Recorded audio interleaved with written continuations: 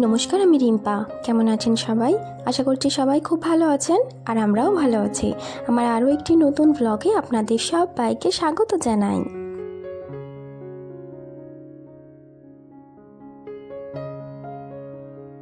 সকালবেলার কাজগুলো সেরে স্নান টান করে নিয়েছি, আর কালকে যে বেড কভারটা তুলেছিলাম সেটা কেচে ফেলেছি, এবং তার সাথে কিছু জামা কাপড় কাছাকাছি তো রোজেরই থাকে। আর তাছাড়া এখন যা রোদ, মানে এই জামা কাপড় মিললে হয়তো আধ ঘন্টার মধ্যেই সমস্ত জামা কাপড়গুলো একদম শুকিয়ে যাবে। রোদের তেজটা প্রচণ্ড পরিমাণে থাকায় কিছু জামা কাপড় থাকে যেগুলো আমি এত চড়া রোদে মিলি না, সেগুলো হয়তো নিচে বা বাইরে বা কোনো ছাওয়া জায়গাতে মিলে দিই। তা নাহলে কি হয়, মিলতে মিলতে কিন্তু রঙটা খুব তাড়াতাড়ি খারাপ হয়ে যায়।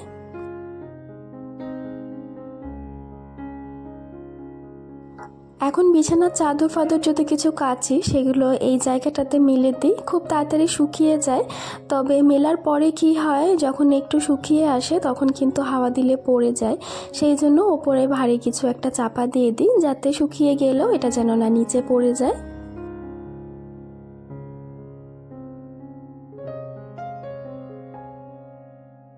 আর এই তো আমার জামা কাপড়গুলো কিন্তু সমস্ত মেলা হয়ে গেছে। মোটামুটি আধ ঘন্টা 1 ঘন্টার পরে এলে আবার জামা কাপড়গুলো শুকিয়ে যাবে, তখন নিয়ে চলে যাব। আর ততক্ষণে ব্রেকফাস্টটা করে নিই। আর অনেক দিন রুটি খাওয়া হয়নি, তো ভাবলাম যে আজকে একটু রুটি করি। তো রুটি দিয়ে খাওয়ার জন্যে আমি সুজি করেছিলাম, আর সেই সাথে রান্নার জন্যে যে তরকারিগুলো হবে দুপুরবেলার, তো সেটারই একটা করেছিলাম, ঢ্যাঁড়সের ঝাল করেছিলাম। আর এরপরে খালি ফুলকপি আলু মাছ দিয়ে একটু ঝোল করব। আসলে তরকারিটা একটা করে তাড়াতাড়ি আমি এগিয়ে রেখেছি, কেননা আজকে আমার ইচ্ছে রয়েছে একটা আমি এলাইন কাট নাইটি বানাবো। তো সেই জন্যই একটুখানি কাজ এগিয়ে রেখেছি, তা না হলে তো আবার ওদিকে দেরি হয়ে যাবে। ছেলে সকালবেলা মুড়িই খেয়েছে, রুটিটাও তেমন একটা পছন্দ নয়। লুচি বা পরোটা দিলে সেটা ওর বেশ ভালো লাগে। তবে এত গরমে আমি তেলের জিনিসটা বানাইনি, সেটা খেলে হয়তো আবার শরীর খারাপ করবে। আর তাছাড়া এই গরমে তেলের জিনিস খেলে আমারও তেমন একটা ভালো লাগে না। এর আগে যখন আমি কাফতান নাইটিটা করেছিলাম তখন কিন্তু আপনাদেরকে বলেছিলাম যে এরকমই ধরনের পিস আমার হাজব্যান্ড কিনে এনেছে, তো তারই মধ্যে এটাও একটা। এই রঙটা আমার বেশ পছন্দ, তো ভাবলাম যে এই কালারেরই একটা করা যাক। এখানে প্রথমে আমি বুটের মাপটা নিয়ে নিচ্ছি, তো একটা সোজা করে দাগ কেটে নিয়েছি যাতে না কোনো কিছু টেরা বেঁকা কাটিং হয়, এবং তারপরে প্রথমে বুটের মাপ, তারপরে ধীরে ধীরে বাকি মাপগুলোও নেব। এবং আমার ভিডিও যারা যারা দেখছেন তারা কারা কারা এইসব সেলাই জিনিসটা জানেন এবং কাদের ভালো লাগে, কারা করেন, প্লিজ একটু আমাকে কমেন্ট করে জানাতে ভুলবেন না। এখানে আমি আর্ম হোলের মাপটা নিয়ে নিলাম। যদিও এই নাইটির ক্ষেত্রে মাপটা সেরকম একটা ম্যাটার করে না, তবুও যেহেতু আমি নিজেই বানাচ্ছি সেই জন্য আমি আমার মাপ অনুযায়ী বানাচ্ছি। কেননা দোকান থেকে যখন কিনে আনা হয় তখন সেটা প্রচণ্ড ঢিলে থাকে এবং ঘরে আবার সেটা সেলাই করতে হয়, তো সেই জন্যই আমি এখানটা একটু মাপজোক করে কেটে নিচ্ছি। আর এইটা কিন্তু কোমরের মাপ, এবং কোমর থেকে এটা পুরোপুরি সোজাসুজি আমি নিচের দিকে নামিয়ে নেব, কোনাকুনি করে। সোজাসুজি ভুল বললাম।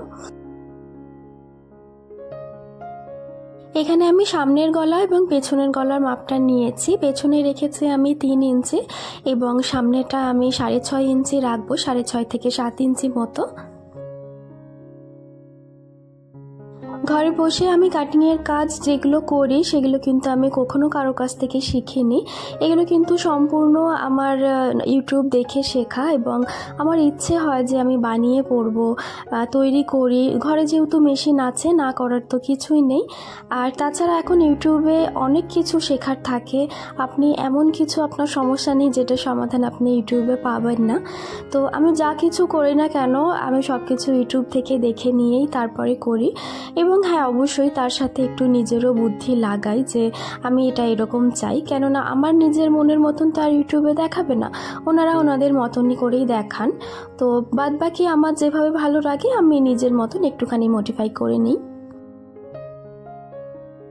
নিচের দিকটা যেহেতু সোজা রয়েছে তো সেই জন্যে 2 ইঞ্চি ওপরে তুলে একটুখানি গোল শেপ দিয়ে দেব। এতে করে কি হবে, এটা দেখতে আরও বেশি ভালো লাগবে এবং হাঁটার সময় কিন্তু এটা পায়ে জড়িয়ে যাবে না। এখানে আমি আর্ম হোলের শেপটা দিয়ে নিলাম এবং এরপরে আমি এটা কাটিং করে নেব। আর কাটিং করার পর আর্ম হোলের কাছে যে কাপড়টা এক্সট্রা রয়েছে সেই কাপড়টা দিয়েই কিন্তু হাতাটাও কাটা হয়ে যাবে। চুড়িদার বা ব্লাউজের ক্ষেত্রে হাতাতে কিন্তু তালপাট কাটিং করা হয়। তো তালপাট কাটিংটা হচ্ছে সামনের দিকটা একটু কম হয় এবং পেছন দিকটা একটু বেশি হয় আমরা যখন এই বগলটা কাটি, আর্মহোলটা যখন কাটি।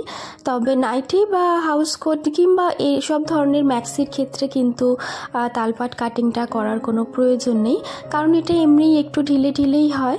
আর আমিও 2 ইঞ্চি 2 ইঞ্চি 4 ইঞ্চি ঢিলে দিয়েই কেটেছি। আমি এখানে পেছনের পার্টটাই আগে কেটেছিলাম, তো এটাকে এবারে সরিয়ে দেব এবং তারপরে সামনে গলার যে আমি দাগটা দিয়েছি সেই দাগ অনুযায়ী সামনের গলাটাও কেটে নেব। আর সামনের গলাতে আমি এখানে একটুখানি পান টাইপের ডিজাইন দেওয়ার চেষ্টা করেছি এবং এর সাথে কিন্তু একটা বোতামও হবে সামনে। এর সাথে আমি হাতাটাও কেটেছি এবং সেটার আপনাদের সঙ্গে শেয়ার করা হয়নি। হাতাটাও তেমন কিছু ব্যাপার নয়, জাস্ট এমনি নর্মাল হাতা কাটা, গোল শেপ দেওয়া একটুখানি, এই যা। আর এবারে এই যে সামনেটা আর পেছনটা দুটো একসাথে ধরে শোল্ডারটা আমি আগে জয়েন্ট করে দেব। এখানে আমি একটা সাইড আগে জয়েন্ট করব আর তারপরে গলাটার চারিদিকে একটা পট্টি লাগিয়ে দেব, যাতে গলাটার যে কাঁচা অংশটা রয়েছে আমি যে কাটিংটা করেছি সেটা যাতে খুব ভালোভাবে পাকা হয়ে যায়। এখানে আমি ওরেফ পট্টি কেটেছি। ওরেফ পট্টি হচ্ছে যে কোনো কাপড়কে একটু তিরছাভাবে কেটে সেটাকে জুড়ে নিতে হয়, সেটাকেই ওরেফ পট্টি বলে। কেননা আমরা যখন এখানে যে গলা বা পিঠ আমরা যেখানে শেপ দিচ্ছি সেই শেপের ওপর থেকে যখন আমরা সোজা করে কাপড় কেটে বসাই তখন কিন্তু সেটা মোড়ার সময় ভাঁজ পড়ে যায়, তো ফিনিশিংটা খারাপ আসে। আর এভাবে একটু তিরছা করে কাপড় কেটে যদি আমরা শেপটা দিই তাহলে কিন্তু সেটার ফিনিশিংটা খুব ভালো আসে। 1.5 ইঞ্চি চওড়া আমি কাপড় কেটেছিলাম এবং সেটাকে টুকরো টুকরো করে আমি জুড়ে নিয়েছি, কেননা তিরছা পট্টি কখনো বড় কাটা যায় না, ওটা ছোটই হয়ে যায়। আর তারপরে এটাকে আমি চারিদিকে বসিয়ে দিয়েছি গোল করে, যেরকম শেপ আমি দিয়েছি সেই অনুযায়ী বসিয়েছি এবং এরপরে এটাকে মুড়িয়ে ভালো করে ভেতর দিকে আমি আবারও একবার সেলাই করে দেব। আমি একটু আপনাদেরকে কাছ থেকে দেখানোর চেষ্টা করছি যাতে আপনাদের কোনো অসুবিধে না হয়। তো প্রথমে আমি এটা সোজা দিকে পট্টিটা বসিয়েছি, তারপরে এটাকে মুড়ে আমি উল্টো দিকে করে দিচ্ছি এবং ওপর থেকে আমি একটা সেলাই দিয়ে দেব যাতে এটা না বাইরের দিকে বেরিয়ে আসে।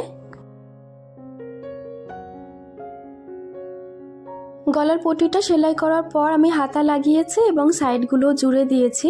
এরপরে তো আর সত্যি বলতে বেশি তেমন কাজ থাকে না। আর ম্যাক্সিটার মধ্যে আমার পকেটটা ভীষণ প্রয়োজন পড়ে, কখনো ফোন রাখতে হয়, তো আমি এখানে একটা পকেটও করেছি সাইডে। আর সামনেটা বোতাম লাগিয়ে দিয়েছি এবং একটা ছোট্ট ফিতে লাগিয়েছি যাতে একটু দেখতে ভালো লাগে। আর এটা আমি ভিডিও করিনি কেননা সেই সময়টা আমার মোবাইলে আর চার্জ ছিল না, ক্যামেরাটাও অন হয়নি। তো যাই হোক, এটা কিন্তু এই মুহূর্তে হয়ে গেছে আর জিনিসটা কিন্তু ভীষণ সুন্দর তৈরি হয়েছে, আমারও খুব ভালো লেগেছে। কেননা আমি তো সেলাইয়ের দিক থেকে অতটা যে পাকাপোক্ত এমনটা নই, তো প্র্যাকটিস নেই, এখন আপাতত করছি, কাজ টুকটুক করে চলছে। তো দেখা যাক কতদূর কি হয়। এখানে আমি পকেটটা কিন্তু 2 ভাঁজে রেখেছি।